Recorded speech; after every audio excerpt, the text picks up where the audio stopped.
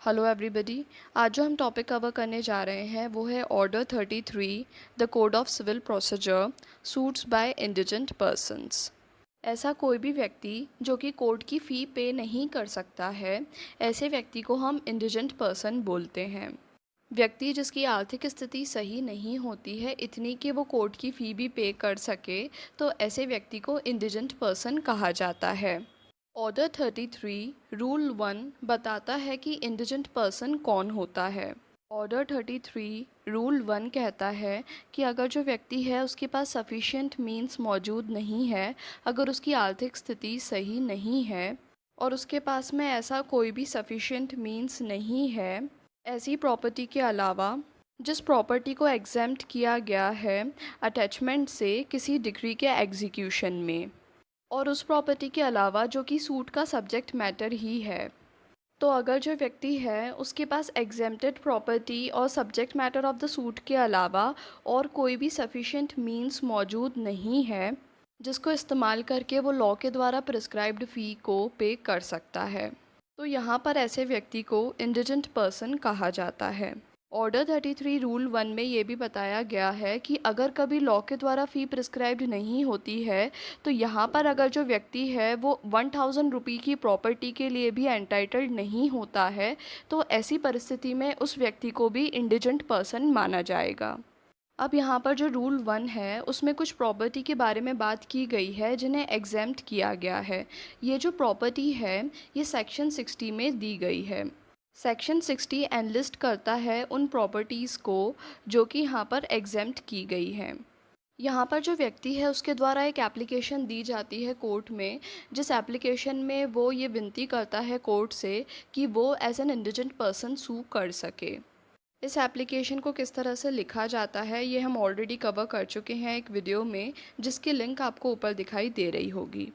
अगर कोई परिस्थिति ऐसी होती है जिसमें जो व्यक्ति है उसके द्वारा एक एप्लीकेशन दी गई थी व्यक्ति के द्वारा कि वो सू करना चाहता है एज एन इंडिजेंट पर्सन, और इस एप्लीकेशन को प्रस्तुत करने के बाद वो कोई प्रॉपर्टी अक्वायर कर लेता है और यहाँ पर कोर्ट के द्वारा उसकी एप्लीकेशन के लिए अभी तक कोई भी निर्णय नहीं आया है, तो यहाँ पर जो इस व्यक्ति ने प्रॉपर्टी को अक्वायर किया है उसे कंसिडरेशन में लिया जाएगा ये तय करने के लिए कि ये जो व्यक्ति है ये इंडिजेंट पर्सन है या नहीं है। यहाँ पर जो रूल 1 का एक्सप्लेनेशन 3 है वो बताता है कि जहाँ पर जो प्लेंटिफ है वो सू करता है रिप्रेजेंटेटिव कैपेसिटी में, तो यहाँ पर अगेन ये क्वेश्चन अराइज होता है कि जो व्यक्ति है वो इंडिजेंट पर्सन है या नहीं। इस क्वेश्चन को डिटरमाइन किया जाता है विथ रेफरेंस टू वो मीन्स जो कि पजेस किए जाते हैं ऐसे व्यक्ति के द्वारा उस कैपेसिटी में। Order 33 rule 1A, inquiry into the means of an indigent person. यहाँ पर जब भी इंक्वायरी की जाती है कि जो व्यक्ति है वो एक इंडिजेंट पर्सन है या नहीं है, तो यहाँ पर ये इंक्वायरी सबसे पहले chief ministerial officer of the court के द्वारा की जाती है, जब तक जो कोर्ट है वो इसके अलावा कोई डायरेक्शन ना दे दे। जब कोर्ट के द्वारा जो रिपोर्ट दी गई है ऑफिसर की उसे अडॉप्ट किया जाएगा, तो इसे इस तरह से अडॉप्ट किया जाएगा जैसे ये कोर्ट की खुद की फाइंडिंग थी,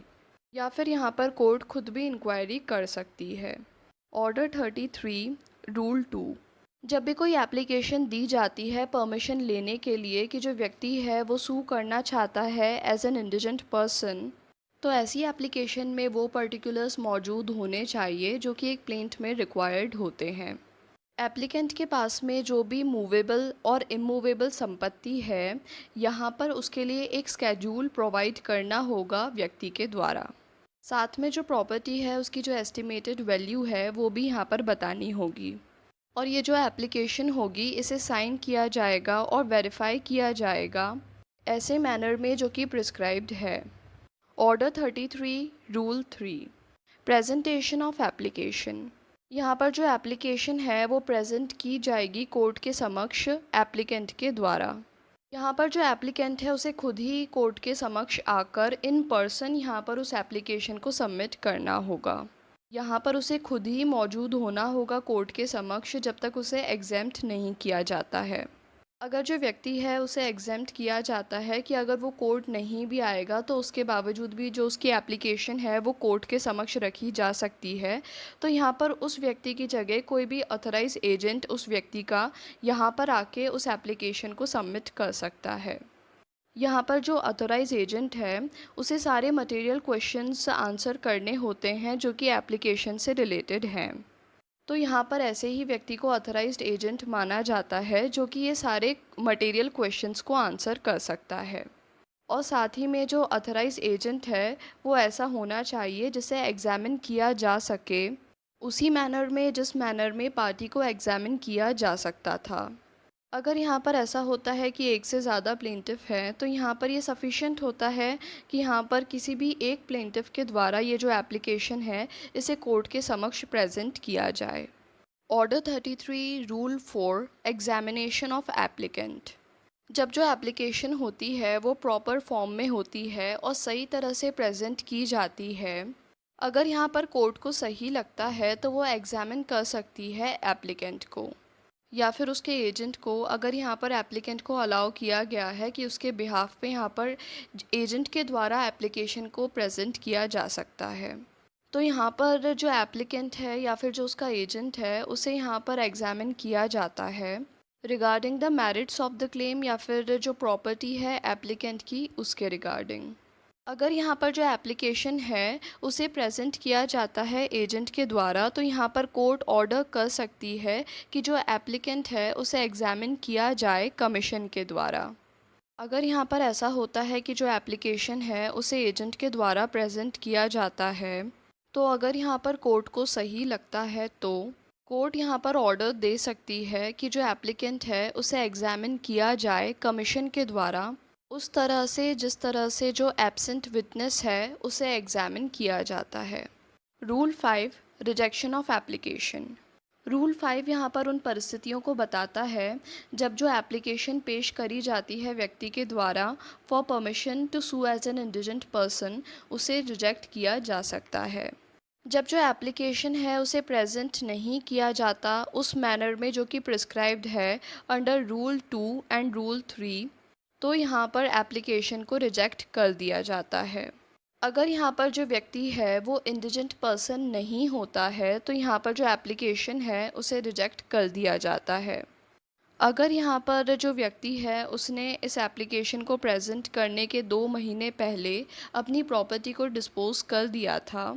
फ्रॉड्यूलेंटली और इस आशय के साथ कि वो यहाँ पर एक एप्लीकेशन सबमिट कर सके जिससे उसका परमिशन मिल जाए to sue as an indigent person,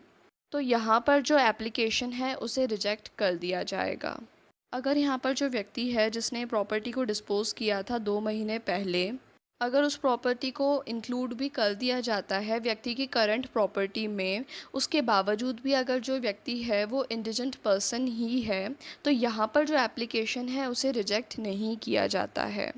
अगर जो व्यक्ति है उसके एलिगेशन कॉज ऑफ एक्शन को शो नहीं करते हैं तो यहाँ पर जो व्यक्ति की एप्लीकेशन है उसे रिजेक्ट कर दिया जाता है। अगर जो व्यक्ति है उसने कोई अग्रीमेंट किया है जो सूट है उसके सब्जेक्ट मैटर के रेफरेंस में जिसमें किसी अन्य व्यक्ति के द्वारा जो इंटरेस्ट है सब्जेक्ट मैटर का उसे ऑब्टेन कर लिया गया है, तो यहाँ पर जो एप्लीकेशन है उसे रिजेक्ट कर दिया जाएगा। अगर यहाँ पर ऐसा होता है कि जो एलिगेशन दिए गए हैं एप्लीकेंट के द्वारा एप्लीकेशन में उससे ये शो होता है कि जो सूट है वो बार्ड है by any law for the time being in force, तो यहाँ पर जो एप्लीकेशन है उसे रिजेक्ट कर दिया जाएगा। अगर यहाँ पर कोई अन्य व्यक्ति तैयार हो जाता है कि जो भी लिटिगेशन का खर्चा आएगा उस खर्चे को वो व्यक्ति फाइनेंस करेगा, तो यहाँ पर जो एप्लीकेशन है एप्लीकेंट की उसे रिजेक्ट कर दिया जाता है। Order 33 rule 6।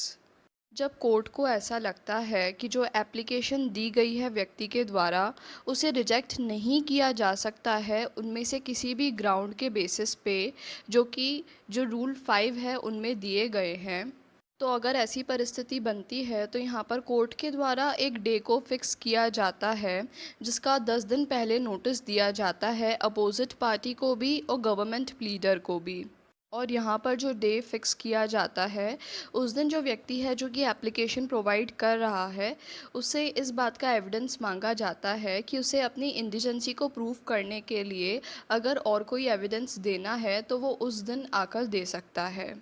और अगर यहाँ पर कोई व्यक्ति ऐसा है जो कि ऐसा कहता है कि ये जो व्यक्ति है वो इंडिजेंट नहीं है, तो यहाँ पर उस बात को डिस्प्रूव करने के लिए अगर कोई और एविडेंस को ऐड करना है, तो यहाँ पर जो पार्टी है वो यहाँ पर आके उस एविडेंस को ऐड कर सकती है, जिससे ये प्रूव हो जाए कि जो व्यक्ति है वो इंडिजेंट पर्सन नहीं है।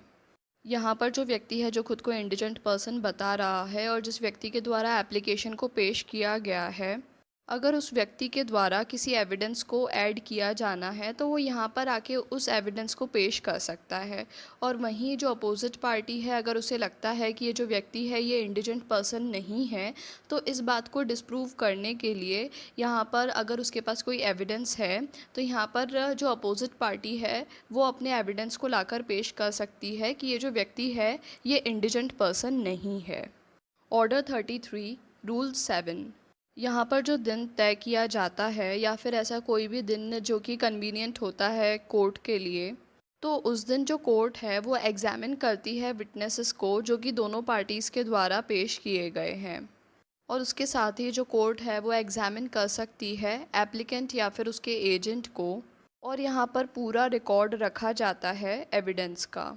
जब भी यहाँ पर सब रूल 1 में किसी भी विटनेस को एग्जामिन किया जाएगा, तो यहाँ पर जो एग्जामिनेशन होगी वो कन्फाइंड होगी उन्हीं मैटर्स में जो कि बताए गए हैं क्लॉज बी, सी और ई ऑफ रूल 5 में। पर यहाँ पर जब एप्लीकेंट या फिर उसके एजेंट को एग्जामिन किया जाएगा, तो एप्लीकेंट या फिर एजेंट को किसी भी मैटर पे एग्जामिन किया जा सकता है, ऐसे मैटर जो कि मेंशन्ड हैं रूल 5 में। अगर यहाँ पर पार्टीज़ के द्वारा कोई भी आर्ग्यूमेंट या फिर क्वेश्चन को पेश किया जाता है जिसका ताल्लुक एविडेंस के साथ में होता है या फिर एप्लीकेशन के साथ में होता है, तो यहाँ पर इन बातों पर भी कोर्ट के द्वारा सुनवाई की जाएगी। उसके बाद यहाँ पर कोर्ट के द्वारा तय किया जाता है कि जो व्यक्ति है वो सू कर सकता है एज एन इंडिजेंट पर्सन या फिर नहीं कर सकता है। Order 33 rule 8। अगर यहाँ पर कोर्ट के द्वारा एप्लीकेशन को ग्रांट किया जाता है, तो यहाँ पर उस एप्लीकेशन को नंबर किया जाएगा और रजिस्टर्ड किया जाएगा। और यहाँ पर जो सूट इंस्टीट्यूट किया गया है किसी इंडिजेंट पर्सन के द्वारा, उस सूट को ऐसा ही समझा जाएगा जैसे किसी ऑर्डिनरी सूट को समझा जाता है। बस यहाँ पर एक्सेप्शन यही रहेगा कि जो प्लेंटिफ है उसे यहाँ पर कोर्ट फ़ी पे नहीं करनी होगी। यहाँ पर जो प्लेंटिफ है उसे फ़ी पे नहीं करनी पड़ेगी पिटिशन की रिस्पेक्ट में, प्लीडर को अपॉइंट करने के लिए या फिर किसी भी प्रोसीडिंग के लिए जिसका कनेक्शन सूट से है। Order 33 rule 9। कोर्ट अगर चाहे तो डिफेंडेंट की एप्लीकेशन पे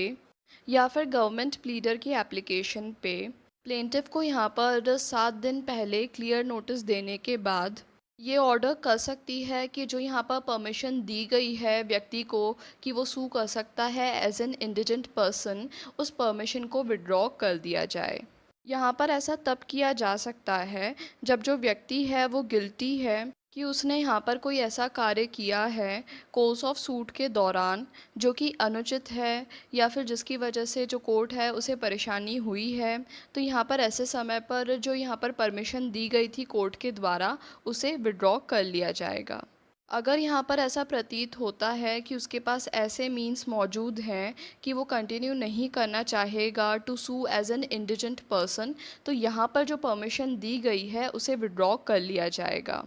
अगर यहाँ पर जो व्यक्ति है वो सब्जेक्ट मैटर के रेफरेंस में ऐसे किसी अग्रीमेंट को करता है जिसकी वजह से किसी अन्य व्यक्ति ने यहाँ पर ऑब्टेन कर लिया है इंटरेस्ट सब्जेक्ट मैटर में, अगर परिस्थिति ऐसी होती है तो यहाँ पर जो परमिशन दी गई है कोर्ट के द्वारा उसे विड्रॉ कर लिया जाएगा। Order 33 rule 9A।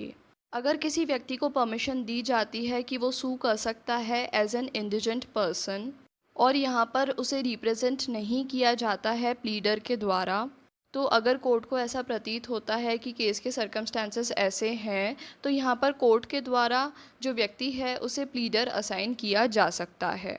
High court के द्वारा रूल्स बनाए जा सकते हैं स्टेट गवर्नमेंट से प्रीवियस अप्रूवल लेने के बाद, ऐसे रूल्स जिनके आधार पर ये तय किया जाएगा कि अगर जो रूल 9A है उसके सब रूल 1 में किसी प्लीडर को असाइन किया जाना है तो यहाँ पर उसको सिलेक्ट करने के लिए क्या मोड अपनाया जाएगा। यहाँ पर जो प्लीडर असाइन किया जाएगा उसको क्या फैसिलिटीज़ प्रोवाइड की जाएंगी कोर्ट के द्वारा। यहाँ पर किसी अन्य मैटर पे भी हाई कोर्ट के द्वारा रूल्स बनाए जा सकते हैं। Order 33 rule 10। यहाँ पर जब जो प्लेंटिफ है वो सक्सीड हो जाता है सूट में तो कोर्ट के द्वारा फिर कोर्ट फ़ी को कैलकुलेट किया जाता है। ऐसी फ़ी जो कि प्लेंटिफ के द्वारा पे की जानी चाहिए थी अगर वो इंडिजेंट पर्सन नहीं होता तो। अब यहाँ पर जो अमाउंट है वो रिकवरेबल होगी बाय द स्टेट गवर्नमेंट। यहाँ पर जो कोर्ट फ़ी होगी वो रिकवरेबल होगी किसी भी पार्टी से और यहाँ पर पार्टी को ऑर्डर किया जाएगा डिक्री के द्वारा कि वो ये फ़ी पे करे और ये सूट के सब्जेक्ट मैटर का फर्स्ट चार्ज होगा। तो आज जो हमने टॉपिक कवर किया वो है order 33 suits by indigent persons the code of civil procedure.